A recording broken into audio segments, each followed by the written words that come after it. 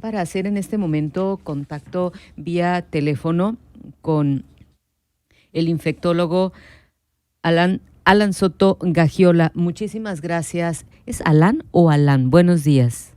Hola, buenos ¿Alan días, o Alan? Katia. Soy Alan. ¿Mande? Es Alan Soto Gagiola. Sí, porque hay algunos que recuerdo que me dicen Alan. Ah, bueno, pues Alan. Nosotros teníamos aquí en la radio a un Alan y a un Alan. Ajá. Muchísimas gracias, doctor. Con doctor no me equivoco. Ujú. Gracias por tomarnos la llamada. En este momento estamos en una situación, como en todo el país, complicada por el tema del COVID. Por un lado, se nos dice que estamos en semáforo naranja y se permiten ciertas actividades, y hoy justamente en la mañana nos dicen que en Hermosillo estamos en alerta máxima y que Hermosillo se mantendría en semáforo rojo. ¿Qué hace esto? ¿Qué significa para nosotros, usted que tiene la oportunidad de estar viendo directamente a las personas afectadas? ¿Nos estamos cuidando ante estos cambios en la luz del semáforo? ¿Dice algo eso realmente para el ciudadano? ¿Lo está tomando en cuenta? Bueno, aquí en Hermosillo, la verdad, yo creo que seguimos en semáforo rojo. Si bien las cifras han bajado un poco de los casos nuevos, podemos ver que las cifras de mortalidad no han bajado. No podemos intentar regresar a una normalidad mientras nuestras cifras de defunciones continúen en estos niveles y todavía pues un gran número de casos, ¿no? ¿Por qué? Porque ya se han reabierto otras economías. Podemos ver a nuestro vecino Arizona cómo le fue cuando reabrió todos sus bares, locales y todo. Pues ahorita es uno de los estados que tiene más brotes de la epidemia, ¿no? Y eso pasó no nomás en Arizona, pasó en Texas, pasó en Miami también, que eran los lugares como que reabrieron muy rápido. Entonces, Sí. está bien, se reabrieron algunos lugares para reactivar la economía, ¿no? Yo creo que esto obedece más a una reactivación de economía, pero hay que seguir teniendo mucho cuidado.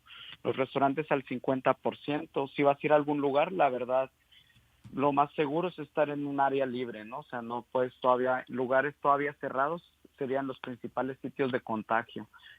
Vamos a ver como unas 2 semanas qué pasó con esto, ¿no? Porque si empezamos a ver nueva vez pues brote, pues inmediatamente regresarían, yo creo, a la ciudad al semáforo rojo, pero yo creo que hay que seguir cuidándonos como un semáforo rojo. Si bien sí se debe reactivar la economía poco a poco, pero todavía es muy riesgoso a como vemos el hospital todos los días. Pueden preguntar a cualquier médico que trabaje en área COVID, no hemos visto disminución de pacientes hospitalizados. Tal vez está llegando menos pacientes ahorita leves, incluso están llegando más graves actualmente los pacientes. Llegan muy tardío, entonces yo no creo ahorita que sea un momento de que alguien ya pueda ir a un restaurante o que quiera ir a alguna reunión. Hay que seguir tomando las mismas precauciones de semáforo rojo hasta que la curva de funciones empiece a bajar. Doctor, ¿usted está atendiendo pacientes COVID? Sí.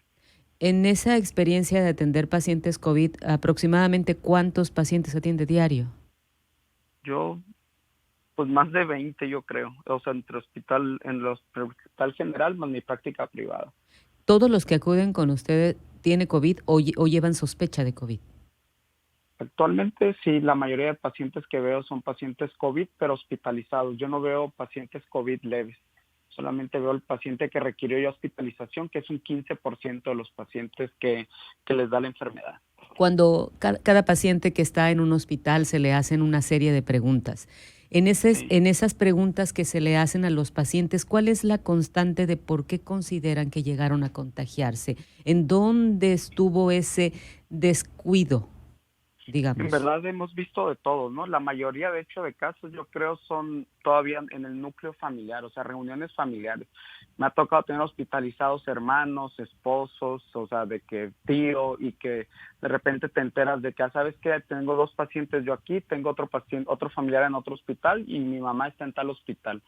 Entonces te das dando cuenta que son reuniones familiares muchas veces el método de contagio.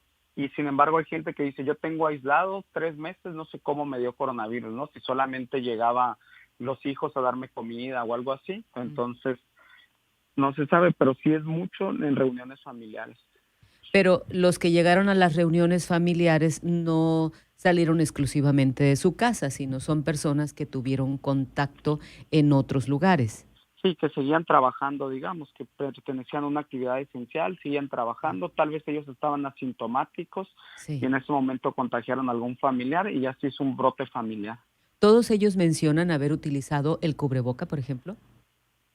La verdad eso sí no es más nuevo, ¿no? Al menos para salir sí, pero casi nadie usa el cubrebocas pues en una reunión familiar. Y esto ha sido la constante en las reuniones familiares que lleguen y no se pongan el cubreboca los que van a visitar a sus papás, por ejemplo. Entonces, Sí, yo les digo que si los tienen que visitar, bueno, ahorita por el clima no se permite tanto, pero les decía, si tú quieres ver a tu papá seguramente, pues velo en el patio, en la cochera, para evitarle el riesgo de transmisión a él. No te metas tanto a la casa, pues así, para evitar que él, sí, que puede ser una persona perceptible, tenga alguna infección. y es que ocurre que suponemos que entran con el cubreboca, suponemos que entran con el cubreboca a la casa, pero luego se quedan en esa reunión, como usted menciona, se quedan en casa, comen y en la comida, ayer lo platicábamos también aquí, empiezan a platicar. Empiezan a Ujú. platicar o tienen pues la conversación que normal que se va a tener, pero sin el cubreboca puesto. Sí, Y porque se sienten en confianza, pues en sí, ese momento yo creo es donde tienes más riesgo, porque tal vez tú si vas al súper o algo y ya vas con cubrebocas, llevas tu máscara, pero llegas a tu casa con tus papás y pues tú sientes que ahí no pasa nada. y fuera, ¿cuáles son los descuidos que estamos teniendo? Fuera del círculo familiar, se están contagiando, decía, en áreas de trabajo, quizás porque no están debidamente sanitizadas o porque los demás compañeros no usan el cubreboca o no hay las condiciones de limpieza adecuadas. Sí, digo, ahorita hay que ser muy responsables. Si ahorita tú en julio te empieza a doler la Sí, cabeza, tienes como que todavía no fiebre, pero que ya estás llegando y sí. dolor de garganta, pues hay que aislarte en ese momento hasta saber si tienes coronavirus o no. Porque antes a lo mejor si te daba una infección así, pues tú ibas a trabajar, ¿no? Pero ahorita si te sientes así, lo ideal es quedarte en tu casa, no salir, pues hablar que tienes datos probables compatibles con coronavirus para evitar infecciones en tu sitio de trabajo. Otro descuido es que la gente no respeta las filas muchas veces, aunque tú vas al súper y están haciendo filas de 1 metro, Sí. hay gente que se pega mucho a ti, ¿no? Entonces también estas están rompiendo las medidas de la sana distancia. En estos pacientes que comienzan a mostrar algún síntoma, recuérdenos, ¿siguen cometiendo algún descuido a la hora de los medicamentos, a la hora de automedicarse? Ese es el mayor descuido de todos, porque no hay un medicamento para coronavirus leve, o sea, toman muchos medicamentos sin ninguna utilidad científica. Entonces, o sea, si a alguien le da una infección leve, digamos que de 100 personas, 85 se van a curar con lo que sea. Sin embargo, 15 sí van a desarrollar una enfermedad que va a requerir hospitalización. Yo les digo a los pacientes, ¿sabes qué? Pues lo que tienes que hacer es comprarte un oxímetro de pulso o pulsoxímetro se llama. En el Sí. momento que ya tienes en 89 la saturación, te tienes que ir a hospitalizar en este momento para ya nosotros que vemos pacientes hospitalizados intentar bloquear la inflamación y que no progrese a mayor severidad la infección. Cuando ¿Y qué más? sí, dígame. Paracetamol y ibuprofeno, ¿no? Muchos líquidos y ya no sirve la ivermectina, no sirve el dióxido de cloro, no sirve todos los multivitamínicos, no sirven los antibióticos porque es un virus. Entonces, todo esto nomás nos está generando como que el paciente crea que se está curando y llega muy complicado. Lo ideal es que se lo compren el oxímetro y en el momento 89 acudan a su lugar donde se tengan que hospitalizar para que no nos lleguen tan graves. Pero cuando ya tienen 89, que esté marcando el oxímetro 89, es porque ya llevan dificultad y en cualquier hospital los van a recibir.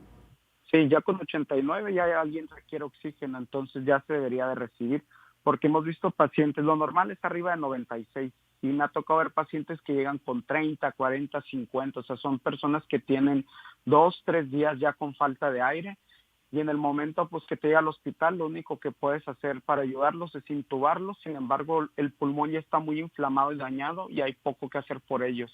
Por eso es la idea de que en 89 se hospitalice un paciente. Ahí sí hay que hacer por ellos, sí se puede hacer por ellos. Sí, Nos dice lo normal sería en el oxímetro, ¿cuánto que marque?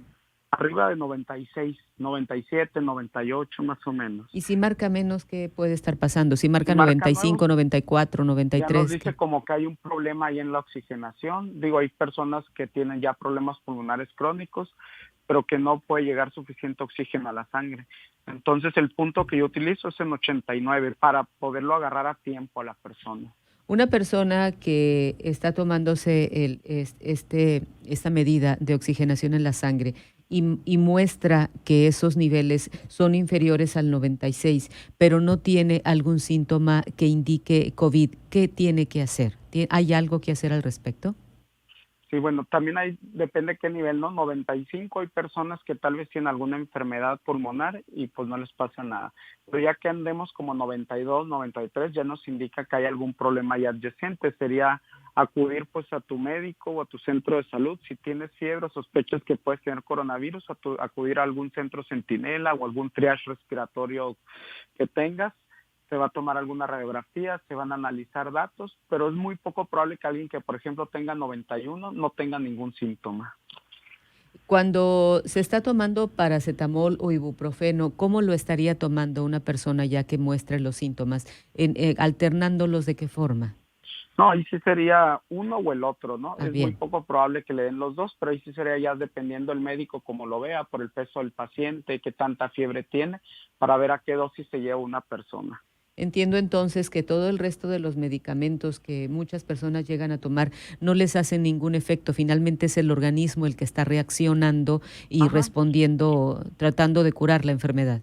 Sí, digo, no es una receta de cocina esto de la enfermedad, ¿no? Cada paciente hay que individualizarlo. Sin Sí. embargo, son muchos medicamentos que están dando que no tienen utilidad científica, que de hecho te dice la Organización Mundial de la Salud que no es ivermectina, que no es dióxido de cloro. También hacen insistencia en los antibióticos, pues la citromicina no tiene ningún rol en esto, levofloxacino que también dan mucho tampoco. Esto que nos va a generar estar dando antibióticos una enfermedad viral. Hay otra pandemia que va creciendo lento que se llama resistencias antimicrobianas. Esto es que las bacterias ya son resistentes a los antibióticos y todo esto es por un uso inadecuado de antibióticos. Más o menos se calcula que en México el 80% de las personas que les dan antibióticos estuvo mal indicado, solamente era una infección viral y no requerían de uso de antibióticos. ¿Se han presentado en este momento casos de personas que hayan tenido consecuencias por la toma de estos medicamentos, algunos excediéndose en las dosis que normalmente llegan a ser indicadas para otros problemas de salud? Sí, pueden tener, por ejemplo, una diarrea asociada al uso de antibióticos que nos ha tocado ver y esto es complicado, no es una diarrea normal. Y todo esto lo vamos a ver también a partir de los próximos meses y años, el uso inadecuado de antibióticos en coronavirus o automedicarse, cómo nos va a causar una resistencia bacteriana y va a ser más difícil tratar a las personas. Ya no van a servir esos antibióticos. Ya habrá que dar unos más fuertes, entiendo. Hay que dar más fuertes y el problema es que no hay antibióticos nuevos, pues tampoco. ¿Y las personas que abusan de la ivermectina, qué consecuencias van a haber? Pues ellos, como son nomás 4 días, digamos que ellos podrían tener consecuencias a nivel del hígado, puede llegar a tener alguna arritmia, malestar gastrointestinal. Algo muy severo es muy poco probable que pase, sin embargo no tiene ninguna utilidad. Entonces, ¿para qué vas a tomar algo que no sirve? Es como si yo le diera a alguien, tómate una Coca-Cola por 4 días, es el mismo efecto que le va a dar la ivermectina, ¿no? ¿Cuántas se llegan a tomar, dice? ¿Cuántas trae? No, Pues no, ya no sé los médicos que lo receten, hay quien da una cada 12 horas por 4 días. sí. Sin embargo, la dosis, o sea, sí hubo un estudio que demostró que disminuía la capacidad del virus de replicarse, ¿no? Fue un estudio en un laboratorio que se llama in vitro. Sin embargo, Sí. la dosis esta, para llegar a esta dosis in vitro, a pasársela a un humano, son 10 veces más de las dosis que están dando. Y en ese momento sí sería tóxica la ivermectina. Sería entonces de consecuencias lamentables que alguien quisiera hacer lo mismo. Sí, entonces pues si no tiene utilidad, ¿para qué vas a gastar dinero y para qué vas a tomar algo que no tiene utilidad y que incluso te están diciendo las organizaciones de salud que no lo utilices? Lo peor es que incluso hay guías de gobierno, bueno, ya ahorita las actualizaron, ya la guía nacional de coronavirus dice que no lo utilices, pero habían guías, por ejemplo, del IMSS, donde ellos recomendaban el uso de ivermectina en pacientes leves. Sí. Pero pues hay que guiarnos por evidencia científica, no por algo que te diga alguien así de que, creo que esto puede funcionar por un estudio in vitro. Las personas que han salido adelante con el COVID no ha sido por esos medicamentos, ha sido, insistimos, porque logran recuperarse de esta gripo totota, digamos, hasta que el Sí, solito porque el pues organismo si reacciona. 85 de 100 salen solos, es muy fácil, ¿no? Tener buena tasa de éxito con algún combo de medicamentos. Bien. Muchísimas gracias, doctor. Antes le pregunto, ¿cómo ve el tema de que se ha dado a conocer con éxito al momento de la vacuna esta contra el COVID? Pues hay múltiples vacunas, ¿no? Sí, Hay buenos estudios iniciales, digamos, que se llaman fase 2, sí. que sí están generando anticuerpos. Todavía no sabe si va a acabar siendo una dosis o dos dosis. Aquí es el momento de cuándo nos va a llegar la vacuna. Supongo primero va a llegar como que a países como Estados Unidos y todo. Sí, Ellos dicen que octubre, se me hace muy poco probable. Si nos va bien, yo creo que estaríamos en un año obteniendo la vacuna. aquí en México. Sí. ¿Y ya con la efectividad o todavía habría que ir perfeccionando, digamos, la vacuna? Pues en teoría los estudios que han hecho, pues ya es una efectividad buena. Entonces, pero tenemos que ver también cuánto tiempo va a durar esto.